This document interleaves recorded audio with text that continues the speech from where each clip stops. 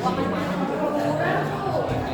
Ibu langsung aja mulai sampai berjalan 5 orang lagi ya. Bismillahirrahmanirrahim. Assalamualaikum warahmatullahi wabarakatuh.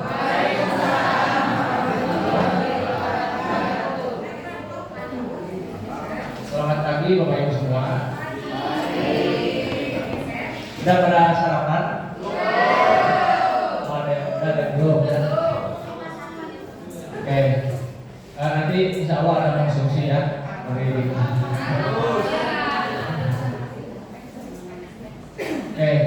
Bapak Ibu sambil menunggu 5 orang lagi sambil berjalan saja. Berhubung ini kan hari Jumat, jadi waktunya terbatas ya.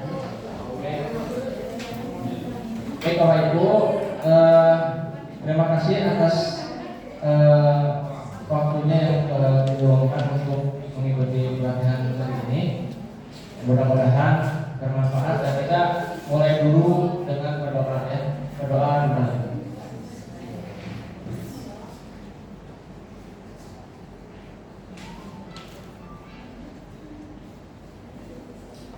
Sudah selesai, langsung saja kita mulai ya. Alhamdulillah ya Bapak Ibu, hari ini kita bisa mengikuti pelatihan. Mungkin di antara Bapak Ibu di sini ada yang sudah pernah ya ikutan pelatihan 3RS, terutama yang senior ya. Oke, dasar-dasar K3 di rumah sakit ya. Apa itu K3? Nah, K3 itu adalah upaya untuk mencegah terjadinya kecelakaan akibat kerja atau disingkat KAK dan penyakit akibat kerja atau yang disingkat dengan PAK dengan cara mengendalikan semua potensi bahaya dan resiko di tempat kerja. Jadi Bapak Ibu, ketika kita bekerja dimanapun berada, khususnya di rumah sakit, kita akan selalu menghadapi bahaya dan resiko. Hampir tidak ada tempat yang aman ya, bahkan di rumah kita sendiri pun ada bahaya dan resiko. Ya. Kalau di Avatar mah pengendali angin, pengendali udara, pengendali tanah, ya, air, api, nah gitu. Kalau kita mah pengendali resiko, ya. Jadi Avatar beda ya. Termasuk resiko dapur, ya. Nah, benar kan? Betul kan? Terus tujuan umumnya apa? Ketiga, tujuannya adalah terciptanya lingkungan kerja yang aman, sehat dan produktif untuk karyawan, pasien dan pengunjung rumah sakit, serta masyarakat dan lingkungan sehingga proses pelayanan rumah sakit selalu berjalan dengan baik. Tujuan khususnya mencegah dan mengurangi kecelakaan kerja dan penyakit akibat kerja. Yang kedua, terciptanya tempat kerja yang aman dan sehat. Yang ketiga, pencegahan dan pengelolaan dirinya bencana. Yang keempat, meningkatkan efisiensi dan produktivitas kerja. Ya. Next. Nah, apa sih pentingnya K3? Nah, ini pentingnya K3 ya, ada 3. Yang pertama, menyelamatkan karyawan ya dari sakit, kesedihan, kehilangan masa depan dan kehilangan gaji atau nafkah. Yang kedua, menyelamatkan keluarga ya dari kesedihan, masa depan yang tidak menentu, kehilangan pendapatan. Coba Bapak Ibu bayangkan kalau Bapak Ibu sakit atau kecelakaan, kemudian bisa bekerja tidak? Tidak. Kalau nggak bekerja dapat gaji nggak? Ya. Terus anak dikasih makan nggak? Dikasih ya. Tapi kalau gajinya nggak ada gimana?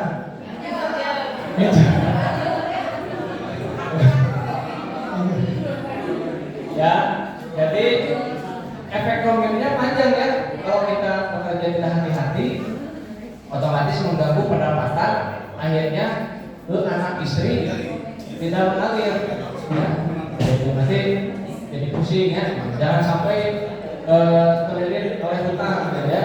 Nah, kemudian yang ketiga, menyelamatkan perusahaan dalam hal ini rumah sakit dari kehilangan tenaga kerja, pengeluaran biaya akibat kecelakaan, kehilangan waktu karena terhenti kegiatan melatih atau mengganti karyawan yang celaka, bahkan sampai terhentinya produksi atau pelayanan.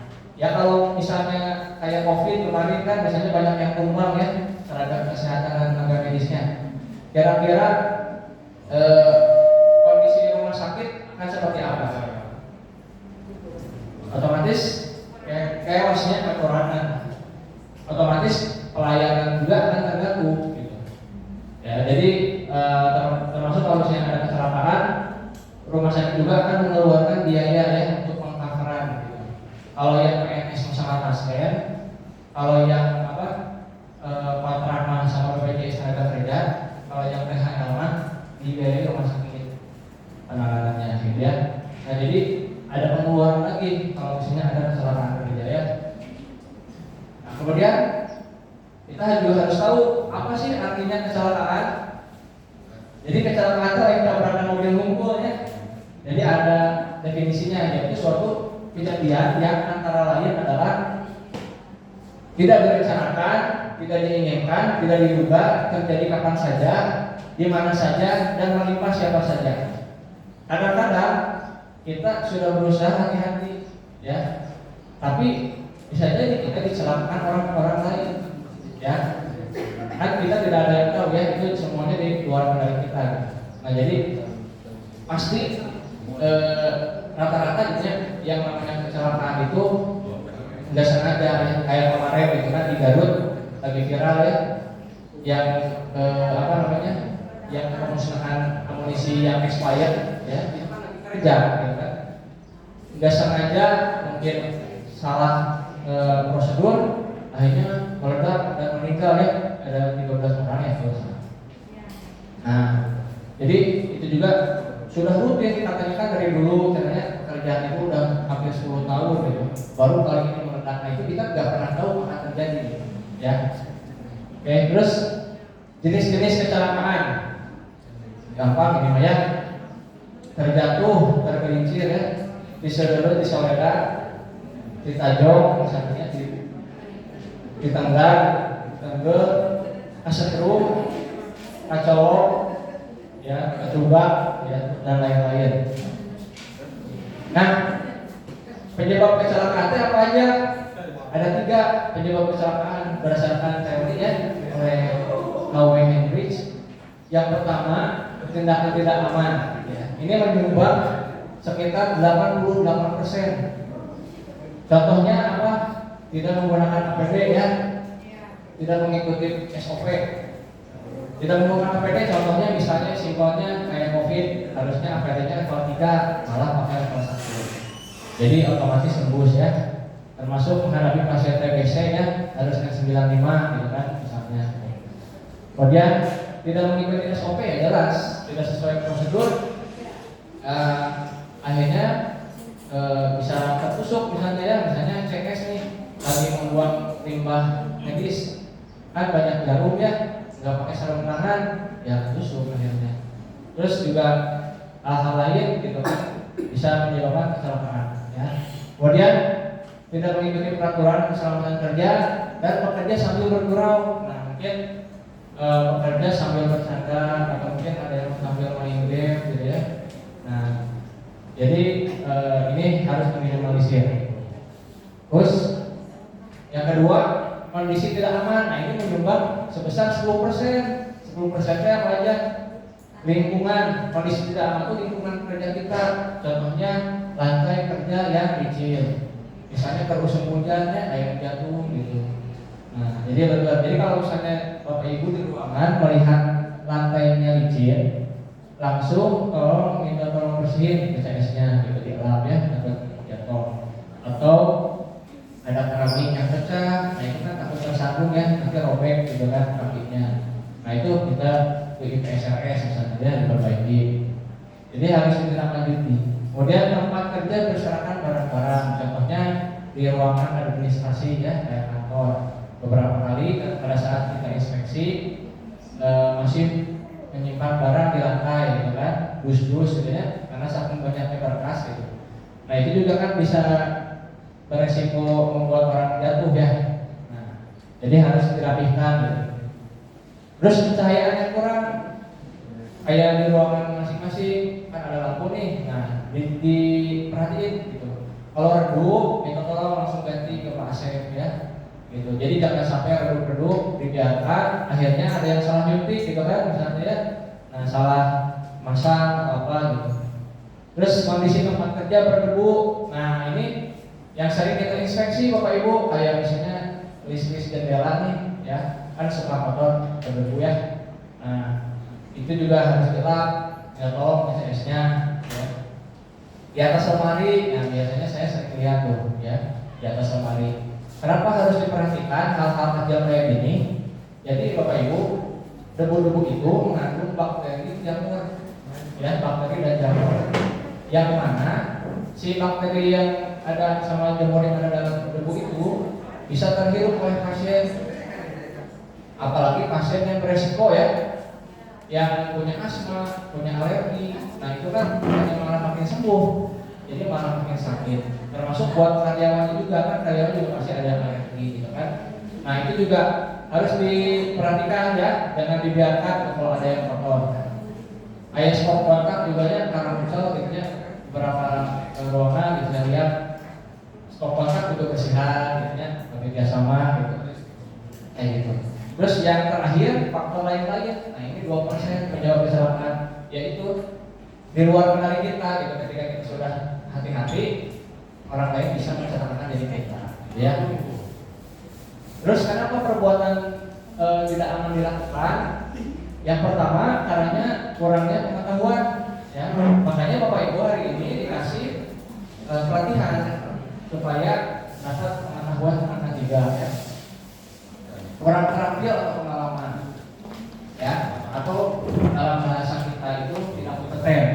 Nah ini saya ingin menyampaikan sebuah pernyataan dari seorang associate professor dari University of Nottingham, orang Indonesia ya, Bagus Mulyadi, bahwa beliau menyatakan orang yang baik itu belum tentu menyebabkan orang lain selamat. Jadi kita tidak cukup dari orang baik, tapi kita juga harus jadi orang yang kompeten ya. Contohnya apa? Kenapa di pesawat terbang terjadi kecelakaan ya, nutup gitu ya, kecelakaan karena yaitu dia nggak kompeten gitu kan. Jadi bisa mencelakakan orang gitu kalau tidak kompeten itu.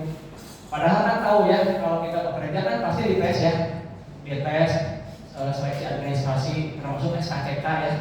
SKCK kan kita jadi ketahui bahwa kita tuh orangnya baik-baik ya, bukan orang yang pernah kriminal gitu.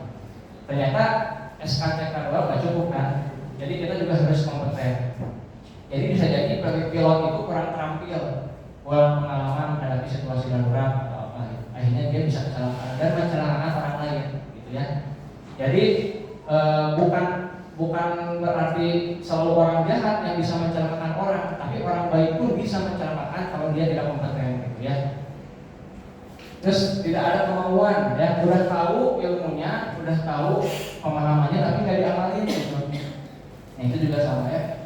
Terus faktor kelelahan ya, ini juga kan misalnya kerja shift gitu ya, kemudian misalnya nggak tukeran ya, itu kan bisa jadi kelebihan ya, gitu, kelebihan waktunya gitu. Nah itu juga bisa menyebabkan kecelakaan. Jenis pekerjaan yang tidak sesuai ya, kemudian gangguan mental. Nah di sini ada yang stres nggak?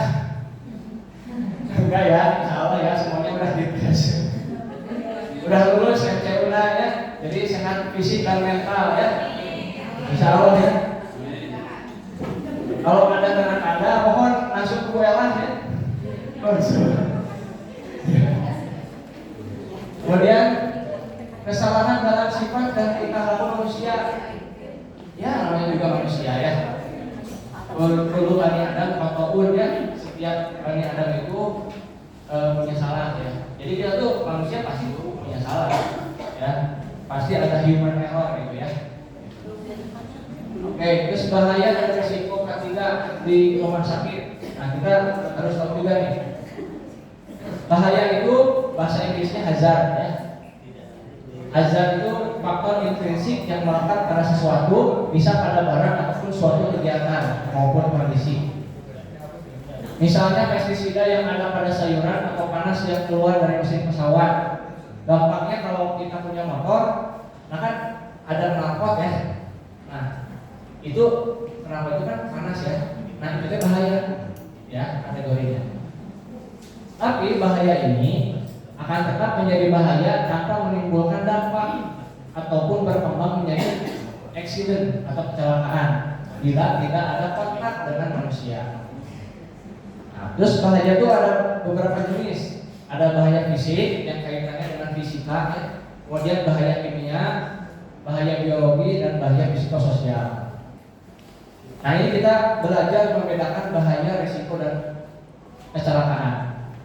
Nah, jadi kalau bahaya itu contohnya ini ada orang nih lagi di tempat proyek, ada kren di atasnya lagi ngangkut barang berat. Nah, posisi dia itu bahaya karena berada di bawah barang yang sedang diangkat ya. Tapi status bahaya ini bisa berubah menjadi risiko ketika si talinya hampir putus. Nah, ini berisiko kejatuhan barang. Terus statusnya berubah nih, putus akhirnya kontak dengan manusia, jadilah kecelakaan ya. Kalau tadi knalpot kan knalpot panas, nah itu bahaya. Ketika kita berdiri di dekat knalpot itu resiko. Ketika bitis kita kena knalpot kecelakaan. Jadi kebakar ya. Nah gitu dampaknya. Terus bahaya yang ada di rumah sakit itu apa aja? Hampir semuanya ya. Jadi banyak wahananya gitu ya. Ada bahaya kimia, fisik, biologi, ergonomis, psikososial, kecelakaan kerja. Nah, bahaya fisik teh, ingat ya fisiknya dari fisika. Fisika itu contohnya apa? Getaran. Ya, boring. Sehari-hari kita ngebor gigi ya. Nah, itu juga membuat telinga kita bising. Kadang-kadang mau ditanya sok atau rekan. Jadi mengganggu kan, jadi nggak fokus gitu kan. Terus bising di part mesin ya, misalnya di misalnya tekanan ya. Terus radiasi, nah ini yang jelas ya bahaya radiasi itu di instalasi radiologi ya. Kemudian suhu ekstrim ya di tempat-tempat yang ada mesinnya. Kalau lebih detail lagi banyak ya contoh bahaya fisik itu hampir di semua tempat ada ya. Terus bahaya kimia itu contohnya obat-obatan berbahaya, gas anestesi, asap pemedahan, disinfektan, dan merkuri ya. Ini juga hampir banyak di beberapa area yang terutama menggunakan bahan-bahan kimia ya. Terus bahaya ergonomi ini posisi yang didangkal, contohnya statis atau gerakan berulang dan manual handling. Jadi Bapak Ibu harus memperhatikan ya cara duduknya. Kalau misalnya kalau kursinya ini ya ergonomi sih yang bisa naik turun. Hari dia makan kursinya dianya manual ya. Jadi naik pendek jatuh sampai wae gitu. Nah, jadi harus nyaman, ideal nyaman gitu. Si lutut itu pada saat duduk itu 90 derajat nih. Kayak gini ya. Nah, gitu, 90 derajat. Jadi jangan terlalu tinggi, jangan jinjit tinggi, atau terlalu rendah gitu. Yang ideal 90 derajat gitu. Cuman kan kembali lagi kan tergantung pada modal rumah sakit ya, dan mungkin mahal ya. Mesin ekonomis mah. Kita juga pernah mengajukan sebetulnya idealnya seperti itu gitu. Ya. Cuman sebisa mungkin posisi duduknya tegak juga, jangan bongkok, apalagi yang sering di administrasi ya. Terus termasuk kan perawat ya, sering mindahin pasien dari bed ke bed misalnya ya. Nah itu juga mungkin suka ada pelatihan ya, bagaimana cara memindahkan sampai kita juga aman gitu. Masih jadi cangkeng, masih HRP ya. Nah termasuk dokter-dokter juga, termasuk saya nih. Dokter gigi kan perkeluarannya kan mengendalikan paus jalannya gitu. Bukan kita kan dia. Nah kalau di mic kita kan seperti saya gitu. Apa saja, bahkan si tulang punggung sama sampai tegang ya, sampai saya pernah tuh di konsultan ke dokter Lani ya. ya spesialis saraf, dikasih obat, terus dirujuk ke fisioterapi, dibenerin si ototnya gitu ya. Nah itu jadi berdampak akhirnya kan saya juga gak nyaman ya kalau udah sakit kayak gitu, jadi harus yang kerja gitu. Nah jadi harus menjaga. Nah ternyata setelah diajarkan oleh fisioterapis harus pemanasan katanya setiap hari, setiap bangun tidur dan sebelum tidur gitu ada peregangannya. Nah itu bapak ibu bisa mempraktikannya. Ya jangan sampai nunggu dulu kejadian sakit, bahkan ada yang mungkin bisa kejadian HMP ya sampai akhirnya pernah ada dengar cerita gitu nggak praktek lagi si dokternya gitu. Karena posisinya janggal gitu. Nah itu juga harus diperhatikan ya. Nah di sini ada yang suka pemanasan kayak yang setiap bangun tidur dan sebelum tidur enggak. Ini beresiko semua ini. Coba olahraga siapa tiap minggu? Oh, ini beresiko semua ini. Ya, olahraga ya. Kalau saya kan dikasih tahu kalau olahraga yang cocok buat otot itu karena kan semuanya digerakin ya. Nah, jadi ayo kita biasakan olahraga ya. Lihat Kasep Mulyadi ya. Sok lari kene ya, belum padatkan karena usia 70 berapa ya? Sudah 70 lebih ya. Kasep ya. Oke, lanjut. Terus ngambil barang. Oh ya, satu lagi. Misalnya ngambil barang nih. Nah ini suka kecolongan nih. Ngambil barang di bawah. Rata-rata dia langsung dia ya. Itu teh ternyata salah. Pada saat kita pelatihan dengan trainer dari BMSP itu, kalau ngambil barang itu harus jongkok dulu. Kayak gini ya. Baru berdiri lagi. Gitu. Jadi cuma langsung gini ya. Pasti jadi capek gitu. Jadi harus dijaga. Terus bahaya psikososial. Nah, bahaya psikososial ya tadi faktor yang tadi stres ya. Ini akibat beban kerja ya. Misalnya ada yang kelebihan beban kerjanya, jam kerja shift gitu. Kondisi yang kritis, konflik peran, understaffing. Apalagi pas COVID-nya mungkin pasien membludak, si karyawan berkurang ya karena ada yang sakit. Nah itu juga bisa menyebabkan stres. Nah terus bahaya biologi. Nah ini mah bapak ibu juga udah tahu ya. Ini semuanya wahana penyakit sih. Jadi ada bakteri ya, ada virus ya.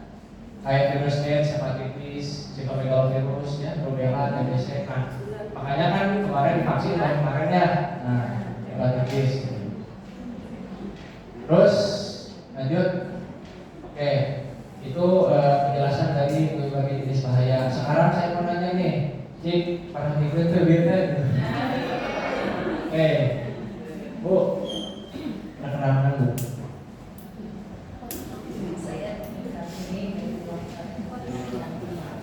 Kalau di instalasi biologi ada bahaya apa? Jenis bahayanya itu bahaya apa? Bisi. Ya, ada bisi bukan?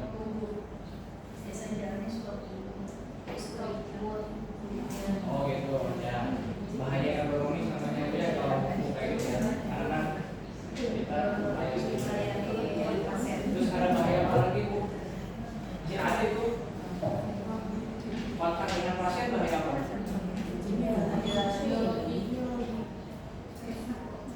Nah itu ada yang tahu bahaya biologi ya. Kan orang yang sakit ya. Misalnya pasien TB ya kan. Nah ini kan beresiko ya. Makanya harus terima kasih. Tepuk tangan ya. Selanjutnya coba mulai.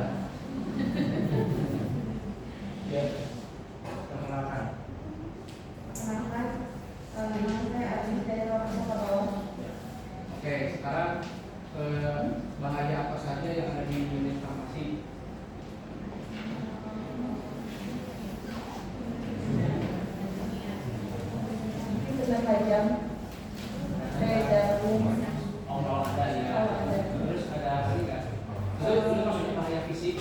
Nah, terus bahaya apa lagi? Nggak ada dong. Kalau pemberian obatnya, Oh, kalau itu bersama pasien. Memang berbahaya buat pekerjanya. Ya. kimia, Ya, betul. Karena jelas ya. Terus ada lagi ngasih obat ngasih apa? kalau ya pasien Pasiennya sakit nggak? bisa Sakit. Jadi bahaya apa? biologis. Terus dia posisi materinya kumpul terus nggak? Ada bahaya apa?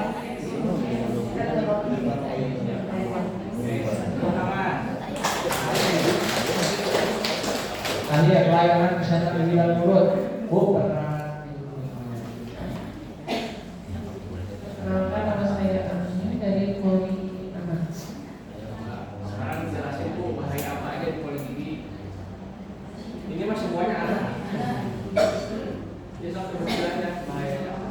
Dari ekonomi, dari biologis, dari kimia juga mungkin ada gitu. Ya. Dari obat-obatan, terus dari fisik ya, karena kita akan periksa posisi periksa untuk pasien, jadi kita kaku orang dia. Ya, betul. Terus ada fisik, kimia, biologi. Radiasi juga tuh ada ya dong. Jadi nggak ada sih. Oh nggak ada. Ada bu satu lagi. Kan Bising karena alat iya itu maksudnya bahaya fisik betul. Ada lagi bu? Biologi sudah. Ekonomis udah tadi kan sampai biologis. Nah ya betul bahaya psikososial. Contohnya belum. Saya nyabut ya bu. Karena itu juga, kadang-kadang kan ada yang susah tuh sampai capek tenaga juga kan, terus stres juga, gitu kan, menghadapi perdarahan. Nah itu juga bikin kita stres kan, jadi pekerjaan tidak tenang. Nah itu juga banyak faktor ya, apalagi mungkin yang ada di IGD itu juga lebih stres ya, menghadapi apa KWSM gitu ya, menghadapi orang-orang siapa gitu. Nah itu kan stres juga gitu ya. Oke Bapak Ibu, jadi apa yang sudah kita bahas hari ini tujuannya kita tuh mengamalkan undang-undang. Ini karena kualitasnya namanya ya masih pengamalan apa-apa ya. Nah jadi kalau kita sholat kan ada dalilnya. Jadi yang kita lakukan hari ini dengan panitia itu ada dalilnya, ada ini ya undang-undang tentang keselamatan kerja nomor 1 tahun 1970. Kemudian Permenkes 66 tahun 2016 tentang 3RS dan juga menjadi standar akreditasi rumah sakit di OPJA ya, kategori fasilitas dan keselamatan. Jadi pelatihan hari ini itu pertama sangat penting buat kita sendiri, buat keselamatan kita sendiri dan juga untuk rumah sakit, termasuk tadi untuk pemenuhan akreditasi ya. Jadi jangan sampai pelatihan kayak gini itu formalitas buat akreditasi doang ya, tapi kita amalkan dalam keseharian kita. Nah ini mungkin sedikit saja ada pasal yang harus diketahui nih, pasal 12 ya di undang-undang tadi di poin C ya, memenuhi dan mentaati semua syarat-syarat ketiga. Jadi Bapak dan Ibu memiliki hak dan kewajiban untuk memenuhi dan mentaati semua syarat-syarat ketiga. Jadi untuk melaksanakan K3 itu bukan hanya kewajiban ketiga RS, jadi semuanya ya kita sama-sama saling mengingatkan ya. Nah ini juga komitmen kebijakan Direktur tentang K3 untuk mematuhi peraturan perundang-undangan terkait K3, menjamin K3 bagi pekerja, pasien, pengunjung, mengendalikan resiko dan bahaya terkait K3, kemudian mengadakan pembinaan K3 kepada seluruh SDM rumah sakit, contohnya hari ini, dan mencapai zero accident meskipun nyatanya ada ya kecelakaan.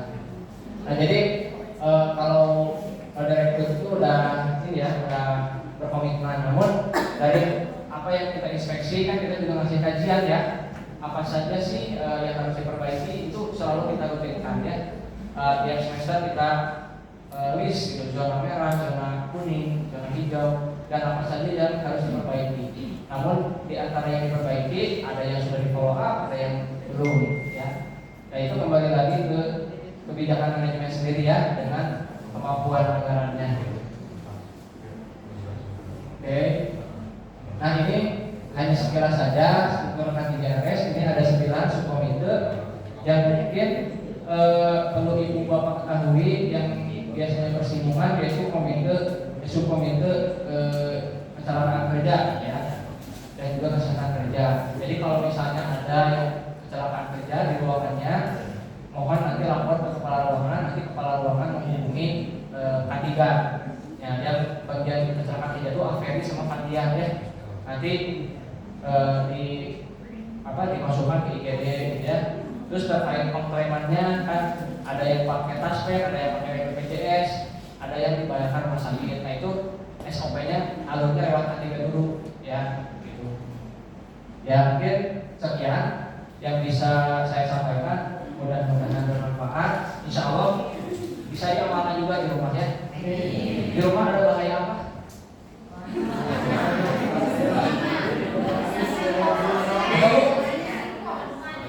Semuanya. Bahaya kompornya, bahaya kompor, terus pisaunya, namun terasa meledak, terus bahaya piring terbang ya. Nah, jadi bahaya lingkungan ya, jadi semuanya punya bahaya. Mudah-mudahan bermanfaat. Kurang lebihnya mohon maaf. Wabillahi taufiq wal hidayah. Wassalamualaikum warahmatullahi wabarakatuh.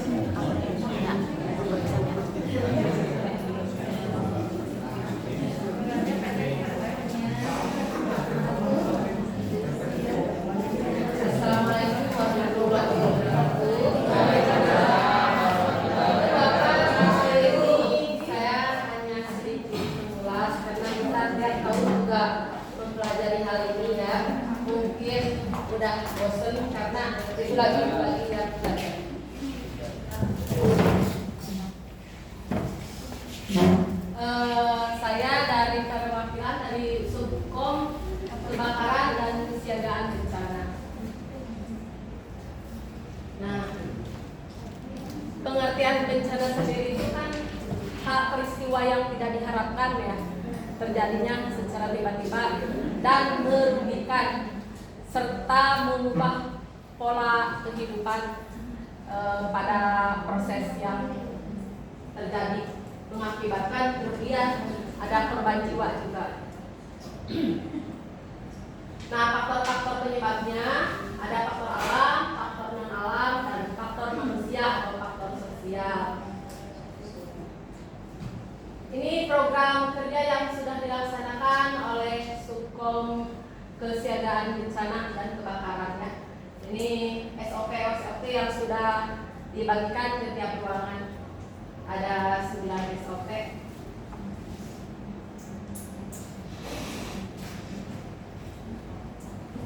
Nah, untuk harusnya ya untuk Subkom Kesiagaan Bencana itu ada safety briefing yang dimana ditampilkan sebelum acara ini dimulai, karena takutnya ada bencana yang tidak diharapkan itu terjadi. Jadi kita tahu harus apa yang dilakukan. Namun sebelumnya mohon maaf karena videonya masih dalam proses pengeditan. Jadi untuk yang di gedung di kelas ini belum bisa diputar. Untuk titik kumpul udah pada tahu kan ada berapa di rumah sakit? Di mana aja? Di depan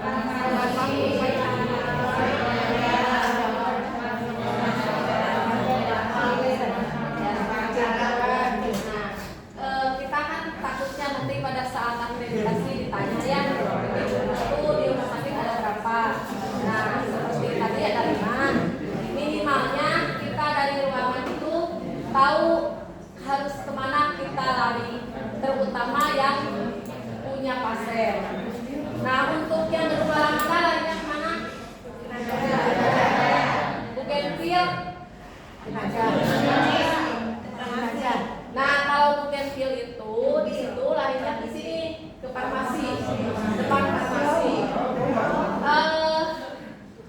Karena kan yang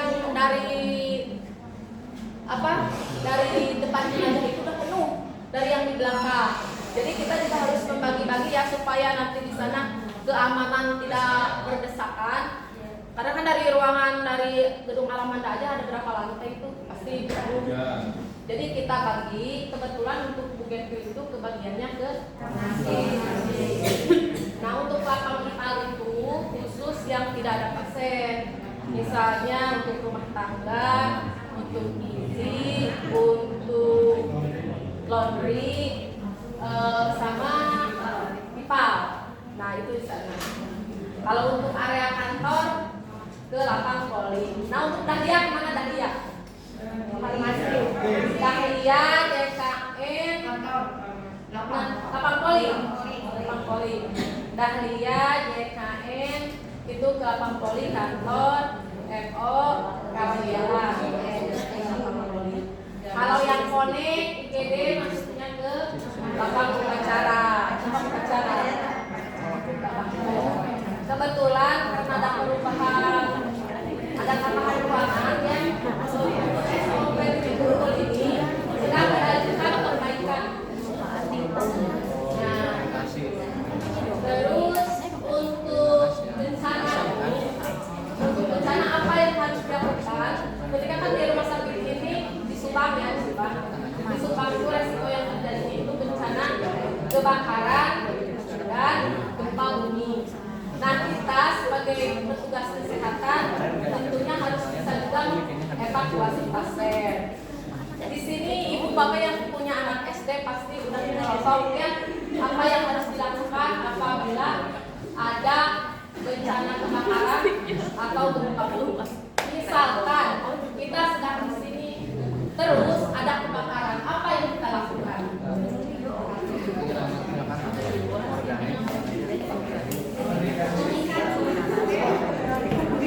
Itu kan biasanya dari ruangan sini udah ada petugas yang kayak di sini udah ada petugas aparnya.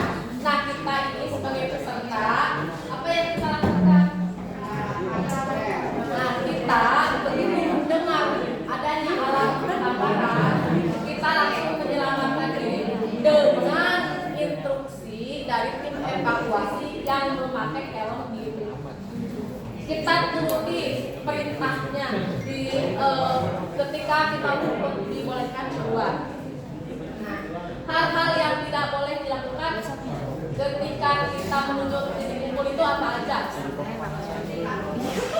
Ya, pas kita menuju titik kumpul, ini kita di lantai 2 nih, misalkan di sini ada lift, boleh nggak kita memakai lift? Terus apalagi pada saat keluar misalkan ada asapnya banyak, ya kita menunduk ya karena udara itu akan ke atas. Kita menunduk, kalau ada sapu tangan kita pakai sapu tangan, kalau ada tisu kita gunakan tisu untuk menutup mulut dan hidung.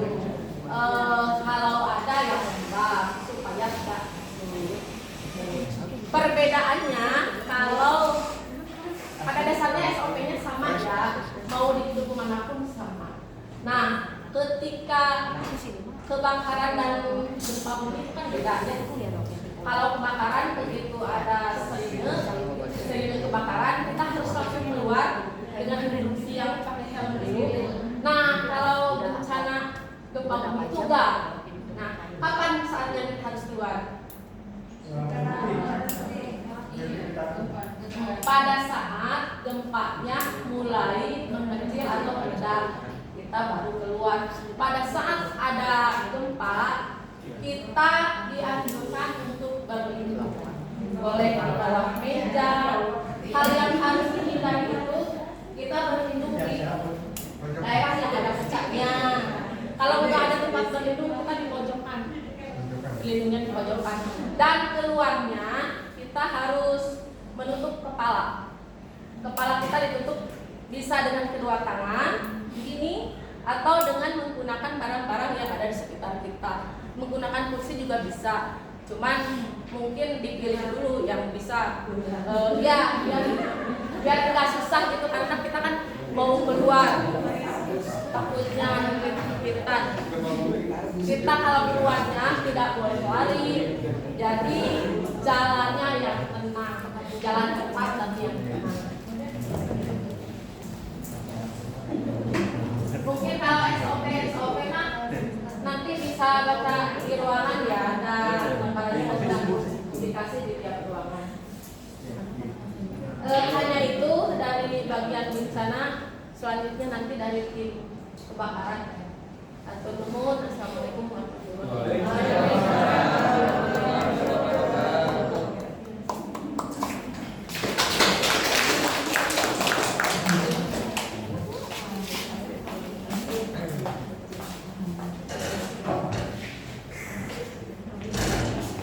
Assalamualaikum warahmatullahi wabarakatuh. Terima kasih Pak. Saya akan menyampaikan sebab-sebab terjadinya kebakaran. Kalau kebakaran sendiri udah pada tahu ya, pasti kalau kebakaran pasti ada api. Habis itu kebakaran itu gimana? Ada yang tahu kebakaran? Kebakaran. Tahu nggak kebakaran? Gimana sih kebakaran itu?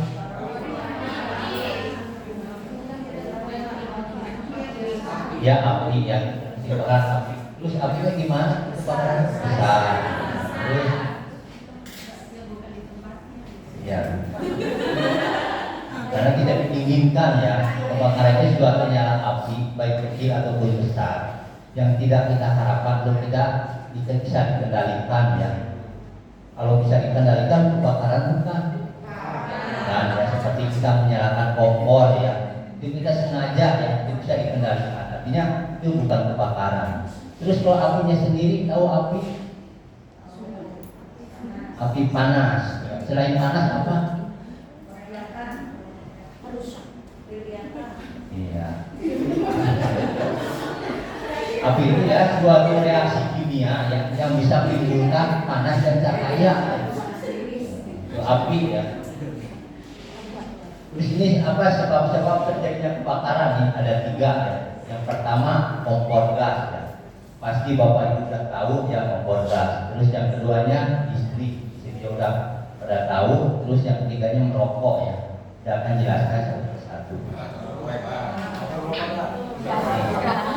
Kompor gas ya, kompor gas itu bisa meledak karena kemungkinan selanggarnya ada yang bocor ataupun rusak, ataupun regulatornya longgar ya atau bocor. Ini untuk pencegahannya kita bisa sering periksa tutup tabung ya, atau regulator dan selang. Terus jangan sekali-kali ada percikan api bila ada kebocoran gas, ini bisa terjadinya kebakaran. Terus listrik ya, listrik tidak pada tahu ada arus bocor ya, arus hubungan singkat, terus pemakaian yang melebihi kapasitas ya, ini bisa terjadinya kebakaran. Ini untuk pencegahannya setiap instalasi dikerjakan oleh kontraktor yang memiliki SIP ya, atau yang dari pemerintah ya. Terus pengetahuan listrik yang sederhana terhadap masyarakat ya. Terus yang ketiganya pemeriksaan rutin setiap di instalasi ya, harus ada pemeriksaan secara rutin biar aman ya, supaya tidak terjadi kebakaran. Terus yang ketiganya merokok. Ini merokok juga bisa terjadi kebakaran ya. Di kita udah terpampang ya, ada larangan sesuai dengan Perda ya, nomor 3 tahun 2023. Bahkan dendanya juga sampai 50 juta ya kalau ada yang merokok di area rumah sakit ya. Kalau diterapkan itu mungkin rumah sakit jadi ada memasukkan ya, memasukkan denda yang merokok itu ya. Nih, merokok juga ini bisa terjadi atau menimbulkan kebakaran. Ini untuk pencegahannya dilarang merokok pada tempat-tempat ruangan kerja ya, atau penyimpanan barang dan bahan yang mudah terbakar ya, atau di tempat penyimpanan arsip ya, ini bisa terjadi kebakaran. Nih, alat pemadam kebakaran itu ada 6 ya. Kalau air, Bapak Ibu udah pasti pada tahu ya, air setiap hari kita digunakan. Terus yang keduanya karung ataupun kain basah. Terus yang ketiganya pasir, lumpur dan tanah. Ini sebagai alat pemadam kebakaran ya. Terus yang keempatnya pohon-pohonan yang mengandung air. Pohon apa aja sih yang mengandung air itu? Ya, pohon pisang ya. Pohon pisang ini sebagai alat pemadam kebakaran ya. Terus yang kelimanya apar ya. Apar udah sering kita jumpai tiap hari ya, di tiap ruangan kita udah dibagikan apar ya. Ataupun nanti ada yang belum mengambil apar, ruangan-ruangan bisa saya tunggu di ruang sebelah masjid medisina ya, di kantor koperasi ya. Nanti kita setelah Jumatan jam 1-an ya kita ditunggu. Kalaupun ada ruangan-ruangan yang belum mengambil apar ya, nanti bisa langsung aja ke sana. Apar itu apa? Alat pemadam api ringan ya, apar ya. Terus yang keenamnya hidran. Hidran di poliklinik udah ada ya, namanya hidran ya. Tapi belum kita bisa difungsikan ya, karena belum ada sumber airnya. Ini 6 alat pemadam kebakaran ya. Kalau ada kebakaran api kecil, kita bisa menggunakan kain ya, ataupun karung, ataupun cukup disiram aja ya kalau api kecil. Terus api sedang kita bisa menggunakan apar ya, ataupun alat pemadam api ringan. Kalaupun api besar, kita bisa menggunakan apar ataupun hidran ya, ataupun kita bisa langsung kalaupun di rumah ya, ataupun di luar area rumah sakit, bisa langsung kita menghubungi tim damkar ya, tim damkar Kabupaten Subang dengan nomor telepon 411007 ya. Jangan lupa 0260 ya kode Subang ya. Jadi bisa kita langsung hubungi ke tim damkar yang ada di Kabupaten Subang.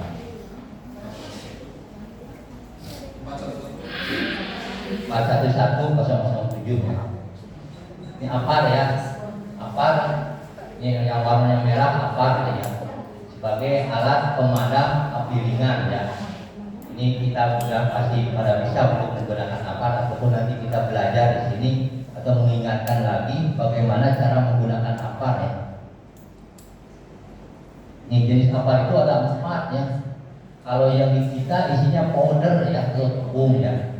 Sini ada yang cair ya, ada busa, ada powder, CO2. Ini fungsinya beda-beda ya. Yang cair kita bisa untuk memadamkan kertas, kayu, kardus ya, yang cair. Terus yang busa kita bisa untuk memadamkan bahan-bahan kimia juga bisa, atau listrik juga bisa ya. Kalau yang powder ini lebih luas kita ini powder. Powder itu bisa untuk memadamkan listrik juga bisa, terus bahan kimia, terus kayu, kertas, kardus, ini bisa yang pakai powder. CO2 ini bisa untuk memadamkan bahan kimia ataupun tembaga ya, tembaga besi ini CO2. Ini fungsi-fungsi jenis apar ya, perlu diketahui juga Bapak Ibu ya. Ini bagian-bagian apar. Bagian-bagian apar pasti udah pada tahu ya. Yang paling atas apa tuh? Buas ya, kolektor buas ya. Terus yang bawahnya tim pengaman ya, tim pengaman. Terus yang bawahnya lagi handle ya, pegangan ya. Terus ada jarum, itu namanya apa? Pengukur tekanan, pressure ya. Terus ada yang hitam panjang itu kan selang ya.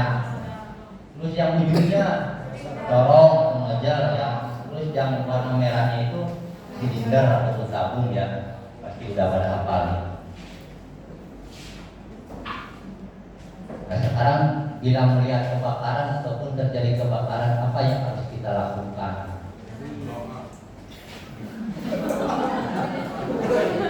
Kata-kata jangan kabur ya, menyelamatkan diri. Kan kita sebagai petugas rumah sakit ya, kita juga pasti di tiap ruangan ada keluarga pasien pun pasiennya sendiri ya. Kita harus bisa menyelamatkan ya.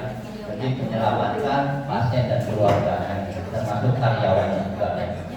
Apabila terjadi kebakaran, kita kan sudah ada warna helm ya, warna helm sebagai fungsinya itu ada masing-masing tugasnya dan sudah ada jadwal ya.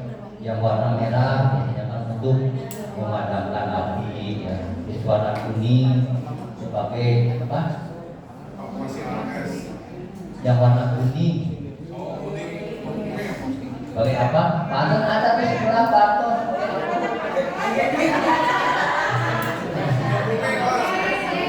Ya, nama dokumen ya. Ya selain nama dokumen juga yang warna kuning itu kan untuk memberi informasi ke yang nelpon ya, ke bagian satpam ya, ke satpam kita itu kode itunya apa? Nomor teleponnya 158 ya, kita bisa memberitahukan pada satpam bahwa sudah terjadi kebakaran di ruangan A ya. Kemudian warna kuning itu selain bisa memadamkan listrik ya, untuk memadamkan listrik itu tugasnya yang warna kuning ya. Saklar ya, saklar. Jadi yang warna putih ya, yang warna putih itu apa? Sebenarnya ya evakuasi alat kesehatan ya. Jadi yang warna putih ataupun barang-barang yang berharga ya. Terus yang warna birunya bukan versi bukan. Ini helm bukan kawasnya ya. Yang warna biru itu sebagai evakuasi pasien ya, pengunjung, karyawan dan pengunjung ya.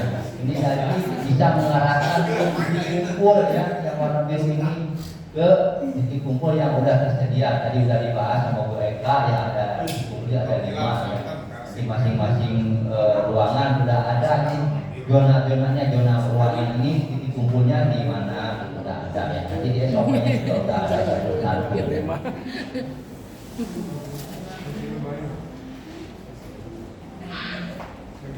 Tuh, yang pertama ini kita bunyikan alarm ya, alarm atau berteriak memperingatkan penghuninya. Perlu diketahui juga sama Bapak Ibu, alarm di rumah sakit ini ada berapa? Nggak tahu ya. Paling kelewatan ya. Kalau di depan, misalnya di kantor juga ada, suka pakai apel ya, alarm sebenarnya alarm untuk memperingatkan bila terjadi bencana ataupun kebakaran ya. Terus yang keduanya di pas masuk IGD ya, konek dengan IGD ada alarm ya. Terus yang ketiganya di depan radiologi ada alarm ya. Terus yang keempatnya di depan aster ada. Terus yang terakhir di biji di belakang ada 5 ya alarm itu. Nanti apabila terjadi kebakaran ini Bapak Ibu langsung yang menggunakan warna kuning itu selain memadamkan aliran listrik, terus membunyikan alarm dan menelepon ke 158 ya, itu tugasnya. Terus yang keduanya menghubungi kodret ya 158 ya. Terus yang ketiganya jika mungkin padamkan api dengan apar ya, ataupun hidran. Ini yang warna merah ya, sebagai warna merah. Terus yang keempatnya bila ragu-ragu segera keluar dan tutup pintu ruangan untuk menahan asap api masuk ke dalam ruangan ya. Terus yang kelimanya langsung menuju tangga pintu darurat, jangan menggunakan lift ya. Dari bahasa dibahas jangan menggunakan lift ya. Karena kenapa jangan menggunakan lift? Ya, karena kan si warna yang menggunakan warna helm kuning udah mematikan listrik, aliran listrik ya. Jadi otomatis nanti kalau masuk lift nanti terjebak di dalam lift ya, tidak bisa keluar ya. Terus yang ketiga, perhatikan saat Anda berlari keluar, potensi bahaya terjatuh ataupun bertabrakan nanti diarahkan sama petugas yang warna helm biru ya, diarahkan yang mana arahnya untuk menuju titik kumpul. Yang kedelapannya, bila Anda berada di lantai 2 atau 3 dalam keadaan darurat, jangan melompat sampai redup pemadam atau evakuasi datang ya. Jangan melompat dan nanti menunggu tim evakuasi datang. Bila bila terjebak kepulan asap kebakaran, maka tetap ikuti tangga darurat dengan ambil nafas pendek-pendek upayakan merayap, sudah dibahas mereka merayap atau merangkak untuk menghindari asap ya. Jangan berbalik arah ya. Nantinya takut bertabrakan dengan yang di belakang kita ya. Untuk menuju titik kumpul ya. Bila terpaksa harus menerobos kepulan asap, maka tahankan nafas Anda dan cepat menuju pintu darurat. Ataupun kita bisa menggunakan masker atau kalau belum ada masker bisa diisi pakai tangan bulan asap ya. Terus yang ke-11-nya kunci rute evakuasi menuju tempat titik kumpul ya yang terdekat ya. Di kumpul kita ada 5 udah tadi dibahas, jadi masing-masing ada ya.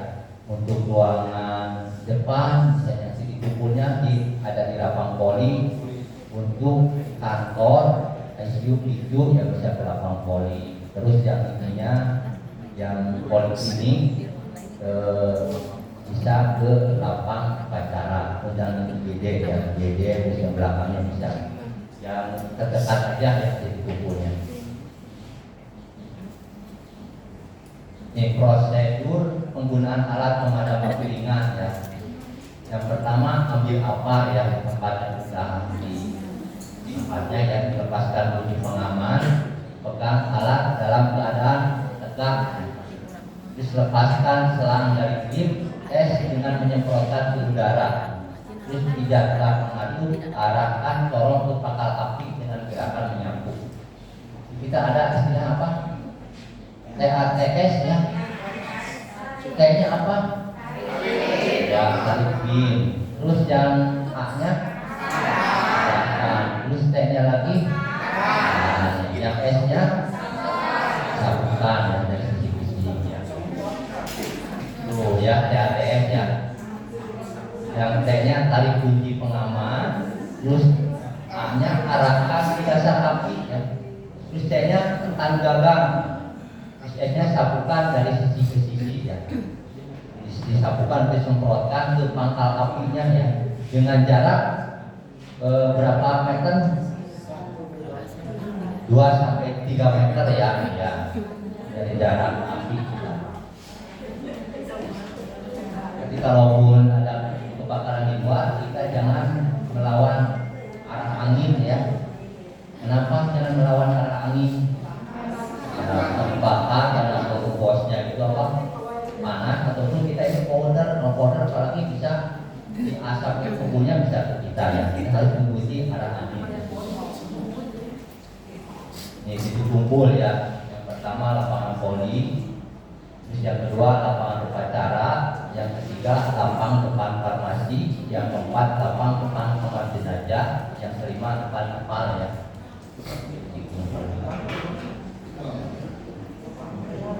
Sampai di sini ada yang mau ditanyakan?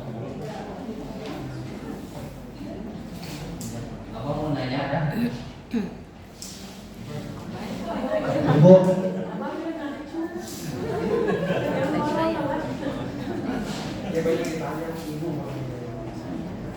Ini warna-warna helm ya. Di tiap ruangan sudah ada jadwalnya.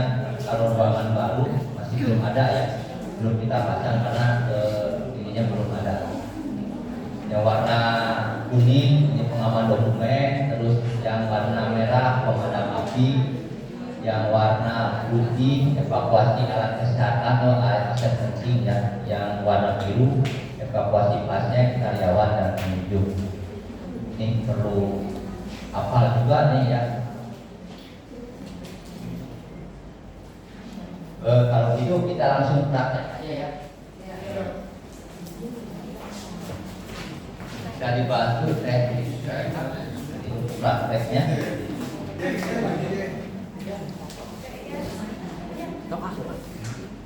Untuk prakteknya ya, misalkan ini sedang ke kantor di lingkungannya akan ditembok ya. Sebelum kita ambil, alangkah baiknya kita lihat dulu di pengukur tekanannya masih ada atau enggak. Kalau ada ini jarumnya warna biru, kalau masih dia warna merah. Kita angkat, kita bawa taruh ke bawah dengan posisi diangkatnya ininya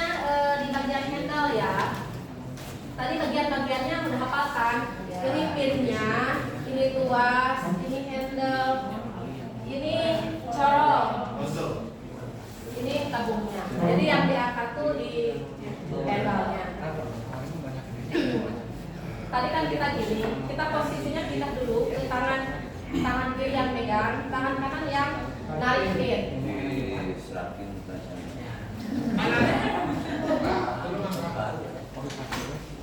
Masih baru, masih disegel jadi.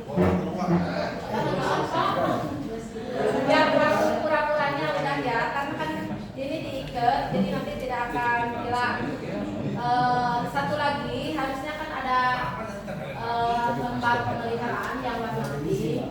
Itu nitip ya ibu bapak ke CS-nya. Diingatkan lagi untuk dicek dan diisi tiap bulan. Setelah kita ini nyampingnya udah bisa ditarik ya, kita cek apakah ini masih isi atau takutnya di sini mengendap jadi macet. Sebelum kita ke tempat kebakaran kita cek dulu, arahkan corongnya ke atas, lalu ditekan 1 kali atau 2 kali ya. Ini ada, lalu kita bawa jalan dulu. Nah ingat ya jaraknya ke dari kita ke pangkalan itu 2 sampai 3 meter dan kita tidak melawan kita. Ini diarahkan ke bagian bawah, disemprotkan, disambungkan dari sisi kiri ke sisi kanan sampai apinya mati. Kalau ini sudah habis, api belum mati, kita tidurkan posisinya ya. Itu tandanya sudah habis. Nah, kalau api belum mati kita ambil lagi. Kalau apinya sudah mati, akan ditinggal ya.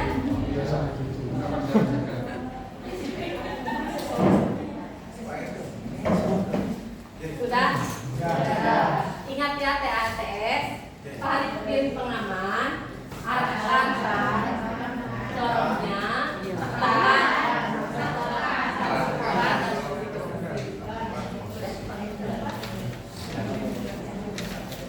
silakan yang mau mencoba. Ada laki-laki yang mau mencoba.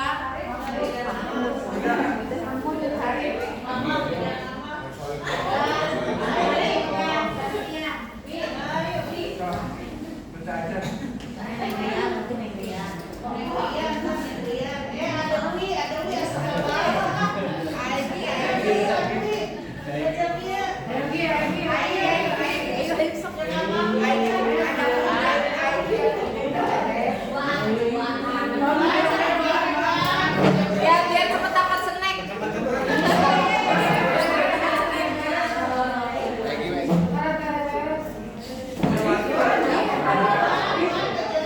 Dua aja berdua ya, yang satu menjelaskan bagian-bagian apanya, yang keduanya menggunakan.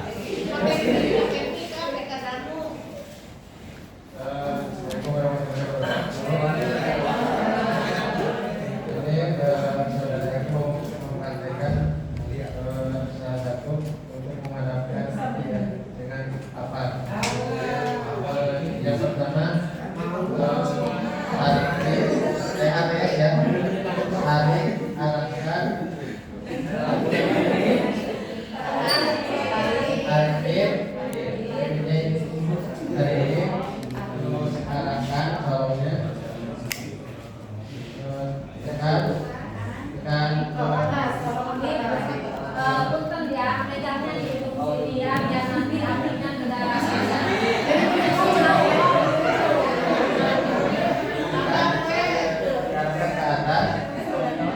Kalau udah ada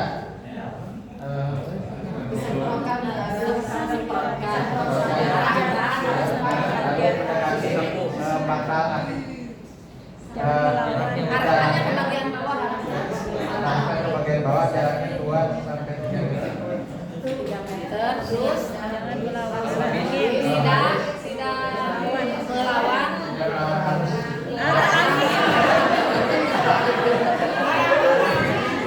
Kalau bisa habis, tinggal terima kasih banyak.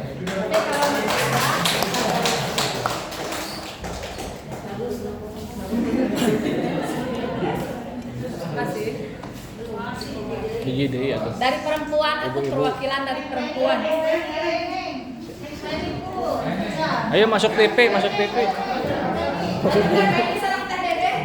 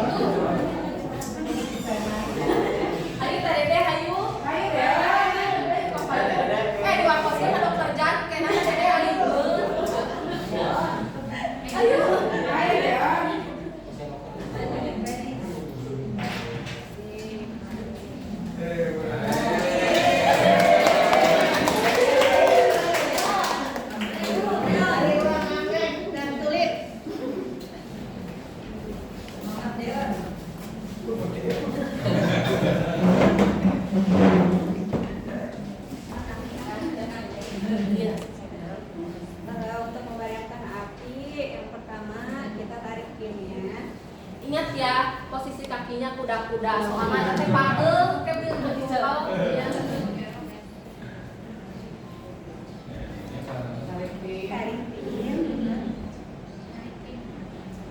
Pada saat maripin megangnya hanya di handle aja ya, takutnya nanti pas megang di sini ini katarik langsung pakai jadi di sini doang. Kemudian setelah menarik pin, arahkan corong ke dasar api. Tuker posisi tangan. Nah, Pegangnya corongnya Bu. di ujung. Jangan selangnya. Nah, itu. Kamu tuh nggak belesat ya. Talepol, dok, bahasa Sunda mah talepol. Oh gitu. Kemudian ditekan, Kurang maju. Nah itu. tekan, Kalau untuk nyoba ada enggaknya, ininya ke atas. Terus dikiknya Bu. Tek. Tah gitu. kemudian arahkan Nah, angkatnya satu gagang dulu Bu. Di handle. Ah ya. satu, Nah gitu. satukan ke arah api dengan dia melawan arah angin. Nah baru pencet Bu. Nah enak pencet tadi.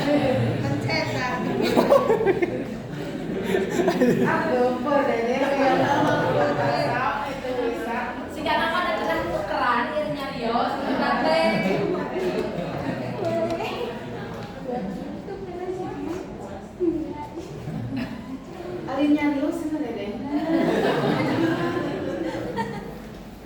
Aya nu bade ditaroskeun Ibu Bapak. Emutnya tepuk tangan kalau TTD.